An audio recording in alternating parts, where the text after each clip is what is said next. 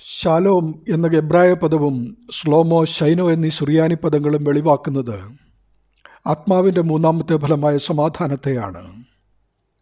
ഉയർത്തെഴുന്നേറ്റ ക്രിസ്തു തൻ്റെ ശിഷ്യന്മാർക്കും തന്നിൽ വിശ്വസിക്കുന്ന ജനത്തിനും നൽകിയ മഹത്തായ ഫലമാണ് അവിടുത്തെ സമാധാനമെന്ന് വിശുദ്ധ യോഹന്നാൻ 14:27 മറ്റ് സമവീക്ഷണ സുവിശേഷങ്ങളിലും നമുക്ക് കാണുവാൻ കഴിയും.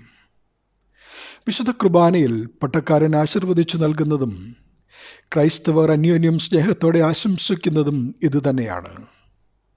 എന്നാൽ ഇന്ന് ലൗകിക മനുഷ്യന് നഷ്ടപ്പെട്ടുകൊണ്ടിരിക്കുന്നതും ഈ ക്രിസ്തീയ സമാധാനമാണെന്ന് ഓർക്കുക.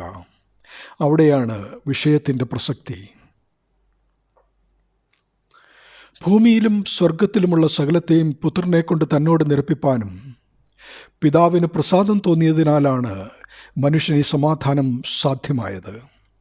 അത് സാധിച്ചത് പുത്രനാം ദൈവം ക്രൂശിൽ ചൊരിഞ്ഞ രക്തം കൊണ്ട് പിതാവിൻ്റെ ഇഷ്ടം നിറവേറ്റി ജനത്തിന് പാപപരിഹാരം നൽകി സമാധാനമെന്ന ആത്മീയ ഫലത്തെ തന്നിൽ വിശ്വസിക്കുന്ന ജനത്തിൻ്റെ ഉള്ളിൽ നിറച്ചതിനാലാണ്.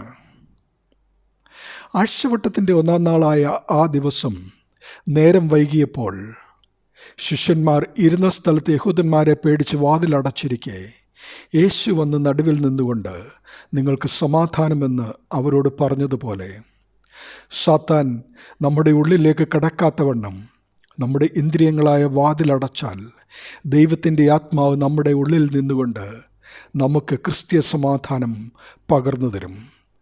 അത് ലോകം തരുന്നത് പോലെയല്ല, സകല ബുദ്ധിയെയും കവിയുന്ന ദൈവിക സമാധാനമാണ്.